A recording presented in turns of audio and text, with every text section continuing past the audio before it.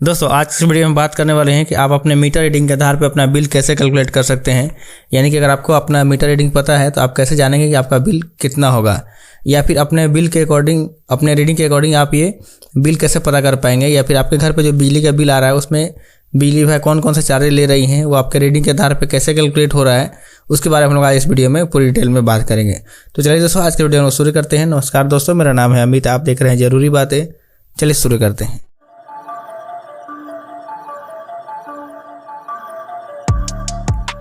दोस्तों आप अपने स्क्रीन पर एक बिजली का बिल देख रहे हैं। इसमें आप देख सकते हैं कि सबसे ऊपर में आपका कुछ इन्फॉर्मेशन रहता है कि आपका डिटेल रहता है, कंज्यूमर डिटेल रहता है, फिर उसके बाद से कनेक्शन का डिटेल रहता है। तो इन सब चीज़ों के बारे में हम लोग आज इस वीडियो में बात नहीं करने वाले हैं। आज हम लोग सिर्फ ये जानने वाले हैं कि आपका रीडिंग का डिटेल कैसे इसमें दिया हुआ है, उसका क्या मतलब है, उसके अकॉर्डिंग आपका बिल कैसे कैलकुलेट होता है, ताकि आप ये समझ पाएँ कि अगर आपको अपना रीडिंग पता है तो अपना अमाउंट कैसे कैलकुलेट करेंगे, कितने यूनिट का चार्ज कितना लगेगा, वो चीज़ आप कैसे निकाल पाएंगे, उसके बारे में हम लोग आज इस वीडियो में बात करेंगे। तो उसके लिए हमको इस बिल में दो चीज़ समझने की ज़रूरत है।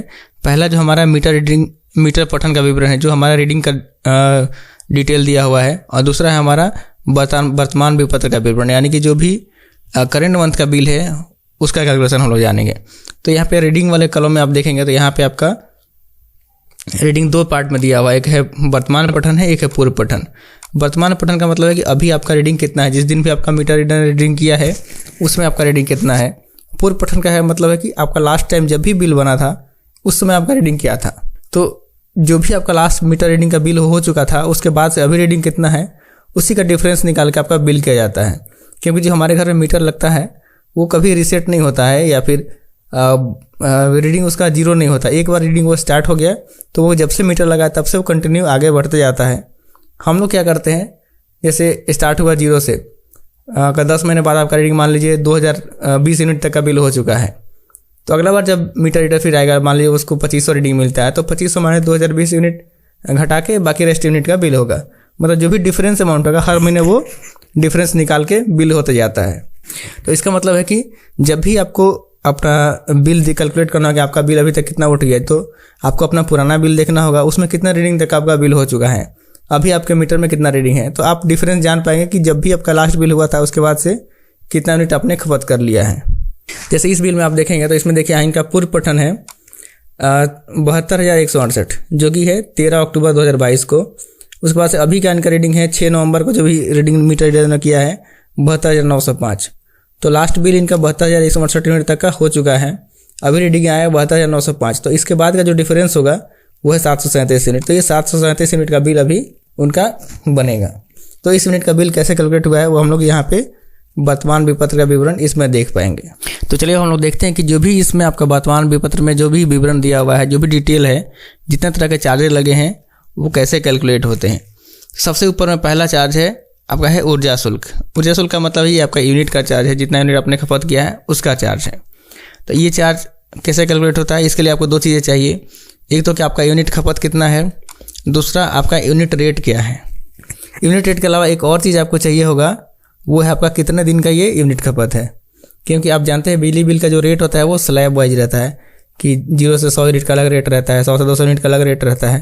तो वो स्लैब वाइज अगर है तो उसमें आपको ये जानना पड़ेगा कि आपका यूनिट जो खपत आप ले रहे हैं वो कितने दिन का है, क्योंकि अलग अलग पीरियड के लिए अलग अलग स्लैब होता है। अभी हम उसके बारे में डिटेल में हम समझते हैं। हमारा यहाँ पे देखिए 737 यूनिट खपत है। आप यहाँ पे देखिए कुल बिल दिवस कितना है 25, यानी कि ये 25 दिन का रीडिंग है, जो कि 737 यूनिट है। अगर आप यूनिट का रेट देखेंगे, ये हमारा कैटेगरी है डोमेस्टिक DS2D कैटेगरी है। DS2D कैटेगरी में अगर आप यूनिट रेट देखेंगे, देखिए ये है DS2D का 2022-23 का यूनिट रेट है। इसमें आप देखिए मतलब 1 से 100 यूनिट तक का रेट है 6 रुपये 10 पैसा बिना सब्सिडी का। उसके बाद 1 रुपये 83 पैसा सब्सिडी है, तो इफेक्टिव रेट 427 होता है। तो अभी हम लोग को बिना सब्सिडी वाला पहले कैलकुलेट करना होगा, उसके बाद बाकी सब्सिडी बाद में कैलकुलेट होता है। तो यहाँ पे देखिए 0 से 100 यूनिट तक का रेट है 6 रुपये 10 पैसा। 101 से 200 का रेट है 6 रुपये 95 पैसा। उसके बाद 200 से ऊपर का रेट है 8 रुपये 5 पैसा।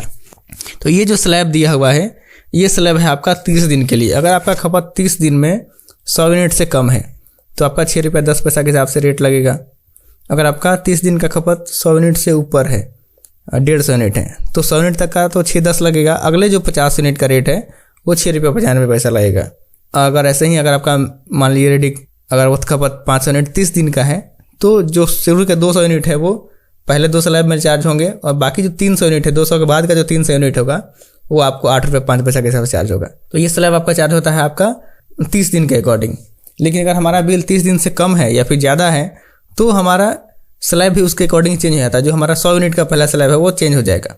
जैसे अगर मान लीजिए आपका रीडिंग 2 महीने पर किया जाता है तो 2 महीने का जो खपत है एक्चुअली में, तो आपका पहला स्लैब 100 यूनिट नहीं होकर जो आपका जो 6 रुपये 10 पैसा का जो यूनिट चार्ज होने वाला है 100 यूनिट नहीं 200 यूनिट के लिए वही चार्ज हो जाएगा।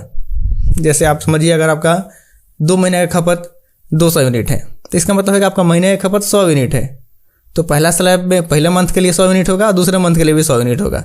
इसका मतलब है कि आपको पहला 200 यूनिट के लिए आपको 6 रुपये 10 पैसा के हिसाब से चार्ज होगा अगर वो आपका खपत 2 महीने का है तो इसका मतलब ये है कि जो भी हमारा स्लैब यूनिट है, जो भी हमारा स्लैब का रेंज है वो हमारे दिन के अकॉर्डिंग घटते बढ़ते रहेगा। अगर 2 महीना का है तो हमारा स्लैब 100 यूनिट से बढ़ के 200 यूनिट हो जाएगा। अगर 15 दिन का ही रीडिंग है तो हमारा स्लैब 50 यूनिट पे ही चेंज हो जाएगा। तो चलिए हम लोग यहाँ पे कैलकुलेटर देखते हैं कि कैसे चेंज होता है।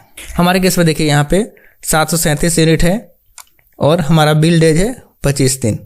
तो अगर 25 दिन हमारा रीडिंग है ये, तो इसका मतलब है कि पहला जो 100 यूनिट है हमारा, पहला जो स्लैब है जो 6 रुपये 10 पैसा वाला, उसका स्लैब रेंज 100 यूनिट नहीं होकर 100 यूनिट से थोड़ा सा कम होगा, वो 30 दिन के अकॉर्डिंग डिवाइड हो जाएगा। तो उसको कैसे हम लोग निकालेंगे, उसके लिए आपको जो भी स्लैब रेंज है उसको दिन के अकॉर्डिंग डिवाइड कर देना है, उसको बांट देना है 30 दिन के हिसाब से। जैसे हमारा पहला स्लैब है 100 यूनिट का, तो हमको ये स्लैब निकालना है 25 दिन के लिए। ये स्लैब जो 100 यूनिट है वो 30 दिन के लिए दिया हुआ है, हमको निकालना है 25 दिन के लिए। तो क्या करेंगे 100 × 25 डिवाइडेड बाई 30, मतलब 100 को 30 से भाग कर दिए तो हमारा हो गया मतलब एक दिन का। अब उसको हम लोग 25 से मल्टीप्लाई करेंगे तो 25 दिन का स्लैब हो गया। 25 दिन का हमारा स्लैब आ गया कितना 83.33, यानी कि जो हमारा पहला स्लैब यूनिट होगा वो 83.3 यूनिट होगा। दूसरा स्लैब भी हमारा कितना है 101 से 200, यानी कि 100 यूनिट का रेंज है, तो इसका भी रेंज हो जाएगा हमारा 83.33। इसको भी हम लोग डिवाइड कर मल्टीप्लाई करेंगे 100 × 83.25 डिवाइड बाई 100, तो ये हमारा 83, मतलब कि पहला जो 2 स्लैब है हमारा हो जाएगा 83 यूनिट का। उसके बाद जो तीसरा स्लैब है वो 200 से ऊपर सारा यूनिट, मतलब तीसरा स्लैब तो जितना भी यूनिट बच जाएगा वो तीसरा स्लैब में ही चला जाएगा, क्योंकि उसके बाद से कोई हमारा स्लैब है नहीं। अगर उसके बाद से मान लीजिए 100 यूनिट का और स्लैब रहेगा तो अगला 100 यूनिट के को भी हम लोग निकालते इसी फॉर्मूला के हिसाब से, उसको 25 से मल्टीप्लाई करते और 100 से डिवाइड कर दे, 30 से डिवाइड कर देते। तो अभी हमारा पहला स्लैब में 83 यूनिट चला गया जिसका रेट हो जाएगा 6 रुपये 10 पैसा। दूसरा स्लैब में भी रेट हो गया हमारा यूनिट हो गया 83 यूनिट 83.33 और रेट हो गया 6 रुपये 95 पैसा। सबसे लास्ट जो स्लैब बचा, तो जितना यूनिट हमारा बच गया तो कितना यूनिट बच जाएगा 737 माइनस 83.33 माइनस 83.33, तो हमारा आ जाएगा 570.34, मतलब कि 570 यूनिट बच गया जो हमारा सबसे लास्ट स्लैब में चला गया।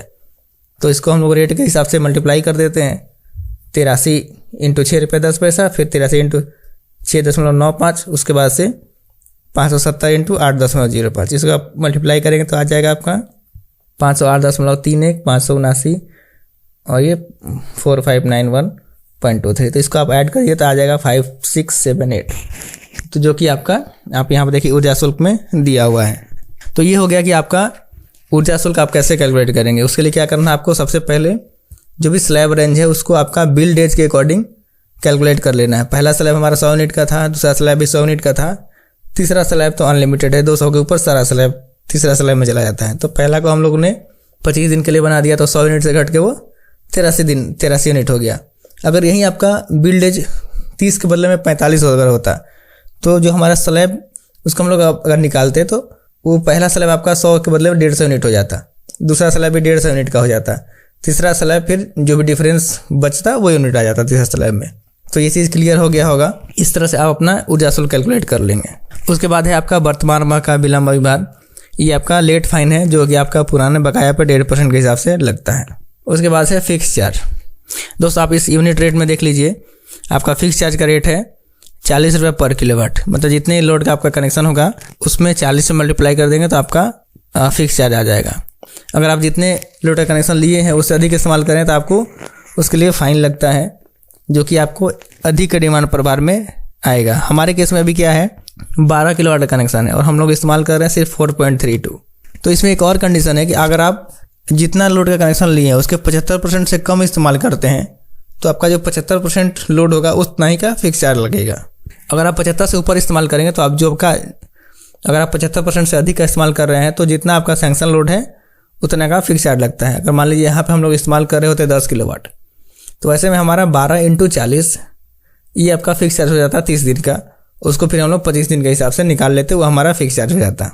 अभी केस में क्या हम लोग 75% से कम लोड का इस्तेमाल कर रहे हैं तो हमारा जो 75% लोड आएगा उतना ही का फिक्स चार्ज लगेगा।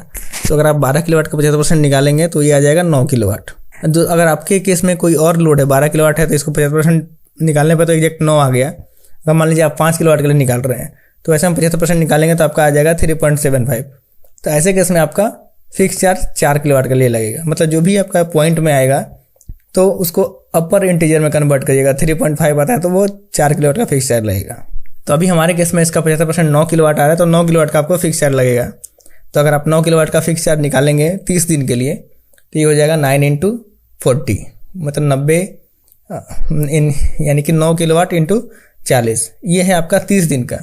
हमको निकालना है 25 दिन का क्योंकि हमारा बिल बन रहा है वो 25 दिन के लिए है। तो 9 × 40 × 25 / 30 कर देंगे तो ये हमारा आ जाएगा 300 रुपये। उसके बाद है अधिक का डिमांड प्रभार। दोस्तों अधिक का डिमांड प्रभार कैसे कैलकुलेट होता है इसके ऊपर मैं एक अलग से सेपरेट वीडियो भी बना चुका हूँ जिसका लिंक मैंने डिस्क्रिप्शन दे दिया है, आप चाहें तो वहाँ से देख लीजिएगा। उसके बाद है ईंधन विभार, आपको अभी चार्ज नहीं होता है। उसके बाद है विद्युत शुल्क यानी कि इलेक्ट्रिसिटी ड्यूटी। ये बहुत ही आसान है, आपका जो भी एनर्जी चार्ज आएगा यूनिट का चार्ज जितना आएगा उसका 6% आपको इलेक्ट्रिसिटी ड्यूटी में यहाँ पे चार्ज होता है। मीटर रेंट अब नहीं चार्ज होता, जीरो रहता है हमेशा, इसलिए मीटर रेंट भी जीरो है, उसका जीएसटी भी जीरो रहता है। कैपेसिटर चार्ज आपको कमर्शियल केस में लगता है, इसका थोड़ा डिफरेंट फार्मूला है, उसके लिए एक सेपरेट वीडियो में बात करना होगा। हालांकि मैं ऑलरेडी इसके लिए भी वीडियो बना चुका हूँ, उसका भी लिंक मैंने डिस्क्रिप्शन में दे दिया, आप चाहें तो वहाँ से देख सकते हैं। उसके बाद अन्य शुल्क में आपको यहाँ पे तभी कोई चार्ज आता है जब आपका कोई एवरेज पे बिल बन रहा हो, वहाँ पे एडजस्टमेंट आया हो, या फिर आपके बिल में कुछ चीज़ चार्ज की गई हो, या फिर कोई एडजस्टमेंट किया गया हो, तो वो चार्ज आपको यहाँ पे आता है।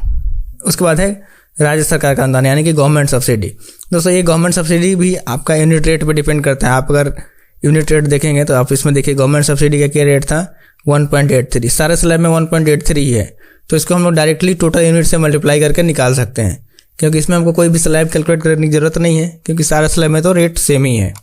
तो हम लोग क्या करेंगे, जो भी हमारा खपत यूनिट था 737 यूनिट, उसको 1.83 से मल्टीप्लाई कर देंगे तो हमारा आ जाएगा 1348.71, यानी कि टोटल हमारा खपत गवर्नमेंट सब्सिडी निकल जाएगा। तो ये हमारा कैलकुलेटर नीचे जो लिखा हुआ है 4970, ये बस जो हम लोगों ने कैलकुलेट किया है उसी का सम है।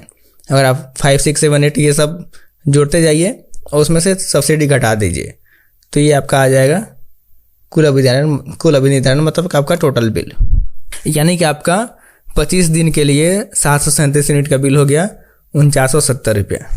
तो इस तरह से आप कितना आपका खपत है उसके अकॉर्डिंग आप कैलकुलेट करके निकाल सकते हैं कि आपका बिल कितना होगा। जैसे अगर मान लीजिए 10 दिन पहले आपका मीटर रीडर बिल बना के चले गए हैं, अगर आप जानना चाहते हैं कि अभी तक आपका बिल कितना खपत हो गया, तो आप सिंपली अभी जाके आपका अपना मीटर रीडिंग चेक करिए, लास्ट बिल में आपका कितना रीडिंग था, दोनों का डिफरेंस निकालिए कितना यूनिट हुआ। अब उतने यूनिट का बिल आप इसी के हिसाब से, इसी फार्मूला के हिसाब से आप कैलकुलेट कर लिए जैसे हम लोगों ने अभी कैलकुलेट किया। तो दोस्तों ये था कि आप मीटर रीडिंग के आधार पर अपना बिजली का बिल कैसे कैलकुलेट कर सकते हैं। दोस्तों उम्मीद है आपको ये वीडियो बहुत पसंद आई होगी और आपके लिए काफ़ी हेल्पफुल रहेगी। अगर आपके मन में कोई सवाल या सुझाव है तो नीचे कमेंट बॉक्स में ज़रूर लिखें, या फिर आप हमें ask.zaruribatein.com पे भी पूछ सकते हैं, या फिर हमारे मोबाइल ऐप आस्क जरूरी बातें पे जाके डायरेक्टली पूछ सकते हैं। और आपने अगर हमारे चैनल को अभी तक सब्सक्राइब नहीं किया तो सब्सक्राइब भी कर लीजिए, क्योंकि मैं आपके लिए नए वीडियोज़ लेके आते रहता हूँ। जय हिंद, वंदे मातरम।